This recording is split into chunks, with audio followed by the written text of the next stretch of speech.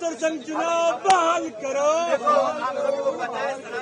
राजस्थान के विश्वविद्यालयों और महाविद्यालयों में छात्र संघ चुनाव बहाली की मांग अब निर्णायक मोड़ पर पहुंचती नजर आ रही है। पिछले कुछ समय से अलग अलग स्तर पर आंदोलन कर रहे छात्र संगठनों ने अब एकजुट होकर आंदोलन को व्यापक रूप देने का फैसला किया है। इसी सिलसिले में राजस्थान छात्र संघ चुनाव संघर्ष समिति का गठन किया गया है, जिसमें विभिन्न छात्र संगठनों, पूर्व छात्र नेताओं और छात्र हितैषी जनप्रतिनिधियों को शामिल किया गया है। संघर्ष समिति के आंदोलन का पहला कार्यक्रम राजस्थान विश्वविद्यालय मुख्य द्वार पर हुआ, जहां छात्र नेताओं ने हवन करते हुए चुनाव बहाली की मांग का शंखनाद किया। साथ ही आगामी आंदोलन की रणनीति की घोषणा की।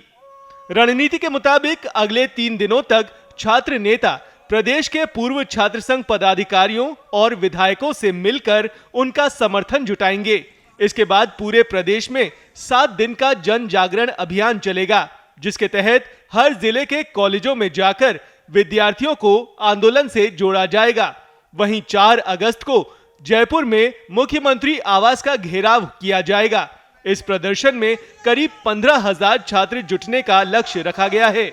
इस दौरान सभी छात्र संगठनों के पदाधिकारी और छात्र नेता एक मंच पर एकजुट होकर सरकार पर दबाव बनाएंगे। खास बात यह है कि कई पूर्व विधायक जो कभी छात्र संघ के हिस्सा रह चुके हैं, वो भी इस प्रदर्शन में शामिल हो सकते हैं। आपको बता दें कि राजस्थान में छात्र संघ चुनावों को नई शिक्षा नीति के नाम पर स्थगित किया गया था, लेकिन अब जबकि नई शिक्षा नीति पूर्ण रूप से लागू हो चुकी है और विश्वविद्यालयों में 20 जुलाई तक प्रवेश प्रक्रिया भी पूरी हो चुकी है, उसके बाद भी छात्र संघ चुनाव बहाल नहीं हो रहे हैं। देखिए, छात्र संघ के चुनाव प्रदेश में काफी लंबे समय से बंद है। उसको लेकर पूरे प्रदेश के छात्र नेताओं ने ऑल राजस्थान छात्र संघ चुनाव संघर्ष समिति का गठन किया है और आज उसकी प्रेस कॉन्फ्रेंस के बाद में हवन के माध्यम से, इसका शंखनाद के माध्यम से छात्र संघ चुनाव की लड़ाई का बिगुल बजाया गया है। 3 दिन सभी छात्र नेताओं से, पूर्व छात्र संघ पदाधिकारियों से, विधायकों से मुलाकात की जाएगी और उनका समर्थन लिया जाएगा कि छात्र संघ चुनाव बहाल कराने को लेकर वो हमारे साथ आए।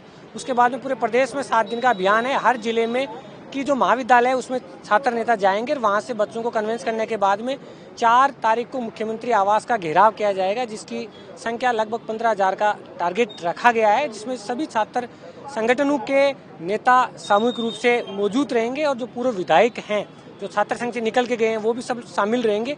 मांग यही है कि जब छात्र संघ चुनाव जब बंद किए गए तो न्यू एजुकेशन पॉलिसी का बहाना देकर बंद किए गए थे। आज न्यू एजुकेशन पॉलिसी पूर्ण रूप से लागू हो चुकी है, एडमिशन पूरे हो चुके हैं आज 20 जुलाई तक। तो जब चुनाव एडमिशन पूरे हो चुके हैं तो छात्र संघ चुनाव क्यों नहीं करवाए जा सकते? बंद होने के बाद में हर साल छात्र संघ चुनाव के नाम पर करोड़ों रुपए वसूले जा रहे हैं राजस्थान में। प्रत्येक छात्र से 110 रुपए से लेकर 145 रुपए हर साल दे रहा है, तो वो पैसा क्यों वसूल किया जा रहा है? और छात्र संघ चुनाव करवाने से दिक्कत किसको है? जब विधानसभा के, लोकसभा के, नगर निगम के, पंचायती राज के चुनाव हो रहे हैं तो पढ़े लिखे लोगों के चुनाव क्यों नहीं हो सकते? जब लिंग 2 कमेटी की पालना नहीं हो रही है तो 2010 से लेकर 20 तक कैसे हुई? और अगर पालना नहीं हो रही है, उल्लंघन हो रहा है, तो प्रशासन क्या कर रहा है? अगर नियमों की पालना नहीं हो रही तो पालना करवाए, लेकिन छात्र संघ चुनाव करवाए और 4 तारीख को उग्र आंदोलन किया जाएगा। इधर हैरानी की बात यह भी है कि चुनाव स्थगित होने के बावजूद हर छात्र से 145 रुपए के हिसाब से छात्र संघ शुल्क वसूला जा रहा है, जबकि उस पैसे का कोई उपयोग नहीं हो रहा।